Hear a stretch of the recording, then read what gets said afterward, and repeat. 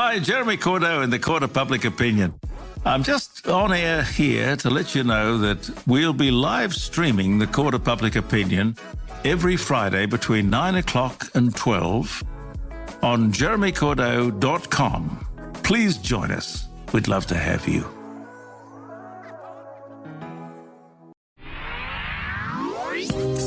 It's The In Show, Australia's only show dedicated to innovation from Adelaide, Australia, and across the globe. It's David Grice and Troy Simcock. We're talking to the inspirational people who are innovating and changing our lives with their big ideas. And if you love your podcasts, check out the AustralianPodcastAwards.com. The In Show has been nominated for an award in the business and marketing category, and we'd love your vote. We sure would, and just validate how important we are.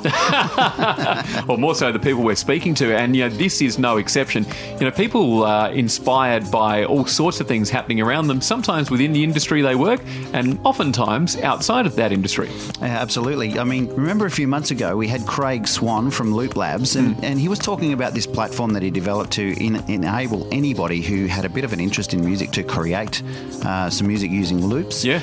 Well, I mean, he had kids from 5, 6 years old right through to 80-year-old people that are developing all this music, just and having an absolute ball with it. And people that are not traditional musicians, able to access music making in a way that wasn't before available to them. And the thing that really blew my mind about when we asked him about what's in for him, I thought it'd be something around the industry, but he was talking about how AI and other emerging technologies are impacting the two largest industries across the USA, which is transportation and secretary/assistants.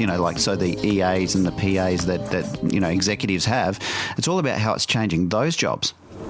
By far the most interesting thing that is going to happen is certainly artificial intelligence, and to me that's the most interesting thing ever. I mean, particularly in America, even a lot of people aren't realizing this. Maybe similar here, maybe different, but the two biggest occupations in America is transportation and secretarial, assistant type work, and those are the very two industries that are going to be done first.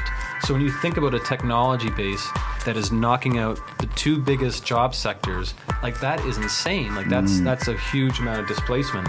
And I think a lot of people really don't understand some of the implications, have not gone down that rabbit hole of where these things are going and the impact it's going to have. And I know that I've learned that here you have one of the top 5 sort of centers for AI, so I'm sure these ideas are being bounced around a lot, but I think there needs to be a huge education on that, because, I mean, even talking to people in the legal profession, people that talk about autonomous cars, a lot of people don't understand, which I think is interesting, is the ethics of this stuff. I mean, ethics has to be coded into things, and people aren't thinking about that. So when a car is going down the street and it sees everything, does it decide, well, do I take out these 2 people that are this age or these 4 that are this age? And when you have the real social graph tied into that, where it starts making, okay, well, these people aren't adding as much to society they are, so I'm going to do this. Or do I buy my Volvo because it tells me, hey, buy a Volvo, we'll make sure that we always kill the passenger and not you, and we have a choice. I mean, these are things that are actually coded into the software. So to me, it's fascinating, because I think a lot of people aren't giving it enough thought. That's Craig Swann from Looplabs. We are back to Austin, Texas on the next In Show podcast. And David, you were swept up in everything that was going on during South by Southwest Festival. 120,000 people converge on that city over a very short period of time. No, it's ridiculous, and just the excitement, the energy that's around. There's one whole street that is like all of these old weatherboard houses, and every single one of those weatherboard houses are venues, and countries actually take over those houses as a part of what they do. So we had Australia House, for example, which was all about the Australian music that was actually being represented over there, and there was seminars and workshops just on their own in Australia House, as well as Canada House, and this, the British Embassy, which was another place like that. And it's really about seeing how communities and countries are actually coming together and being represented in this one particular strip is just unbelievable. There's so much energy. It's amazing. And surprisingly, amidst all that, you managed to sit down with the Mayor of Austin, Steve Adler. I certainly did, and what an inspirational man. I'm very fortunate that the Lord Mayor here in Adelaide was able to set that up for us. Given that Austin and Adelaide have a sister city relationship, it kind of made sense that I got a chance to sit down with him, and he gave me 40 minutes of his time, which was unbelievable. That's the next In Show podcast. Steve Adler, Mayor of Austin.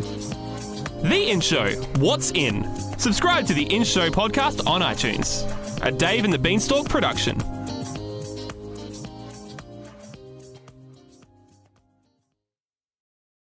Hi, Jeremy Cordeaux in the Court of Public Opinion.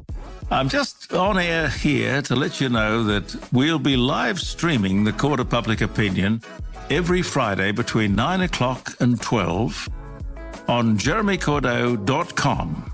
Please join us. We'd love to have you.